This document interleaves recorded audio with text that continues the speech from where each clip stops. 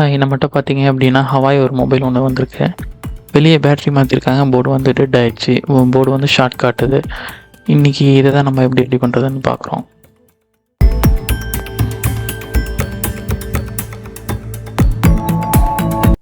Check பண்ணி பார்த்ததில் battery போட்டதுமே பார்த்தீங்க அப்படின்னா இந்த நெட்வொர்க் செக்ஷனில் தான் வந்து ஹீட் ஆகுது. நம்ம இந்த ஷீல்டை முதல்ல ரிமூவ் பண்ணிப்போம். ஏன்னா சின்ன சின்ன ஸ்பேர்லாம் இருக்குது. ஸோ அதெல்லாம் ரிமூவ் பண்ணால் தான் எந்த ஸ்பேரு இல்லை ஐசியா எது ஹீட் ஆகுது அப்படிங்கிறத நம்ம வந்து கரெக்டாக கண்டுபிடிக்க முடியும்.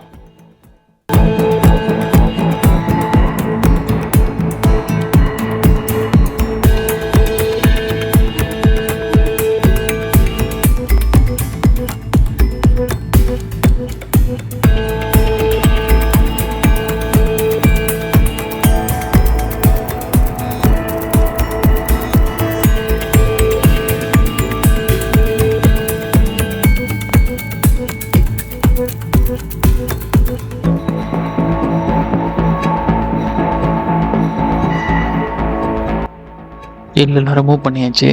நம்ம இப்போ வந்து ஐசி பக்கத்தில் எங்கெங்கெல்லாம் ஷார்ட் இருக்குது அப்படின்னு முதல்ல செக் பண்ணிப்போம். ஐசி ஷார்ட்டாக இல்லை வந்து ஏதாவது வந்து காம்பனண்ட்டாக வந்து ஷார்ட் ஆகிருக்கு அப்படின்ட்டு செக் பண்ணதான் இந்த ஐசி பக்கத்தில் இருக்கிற கெப்பாசிட்டி வந்து ஷார்ட் காட்டுது. பேட்டரி கனெக்ட்லையும் டைரெக்டாக ஷார்ட் காட்டுது.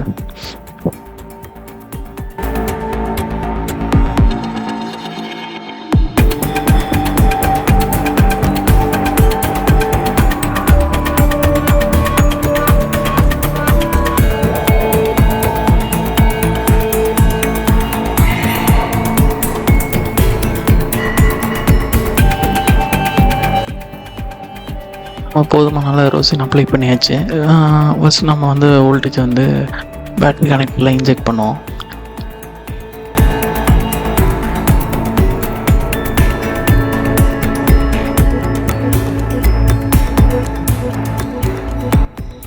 டிசி மிஷின்லேருந்து 4 வோல்ட் வந்து நான் இன்ஜெக்ட் பண்ணுறேன். நெட்வொர்க் செக்ஷனில் ஹீட் ஆகுது. அந்த ஐசி தான் ஹீட் ஆகுது.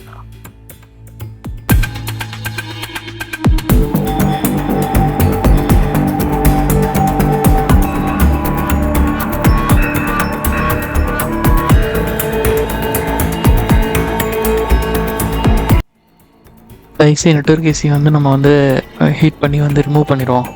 ரிமூவ் பண்ணிவிட்டு அந்த பக்கத்தில் இருக்க அந்த காம்பனண்ட்லாம் வந்து ஷார்ட் காட்டுதா இல்லையா அப்படிங்கிறத முதல்ல ஒரு வாட்டி கன்ஃபார்ம் பண்ணிப்போம். இந்த ஐசி தான் ஷார்ட்டா இல்லை வேறு ஏதாவது காம்பனண்ட் ஷார்ட் இருக்கா அப்படிங்கிறத கன்ஃபார்ம் பண்ணிப்போம்.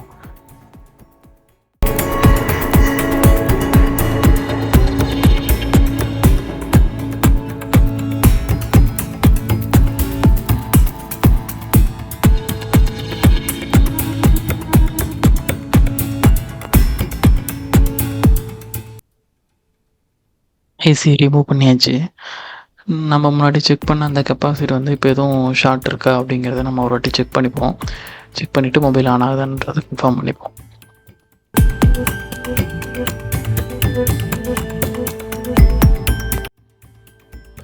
ஐசியை ரிமூவ் பண்ணதுமே மொபைல் வந்து ஆன் ஆயிடுச்சு.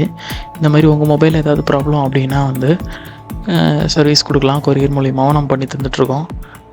ஷாப் லொக்கேஷன் வந்து பாண்டிச்சேரியில் இருக்குது.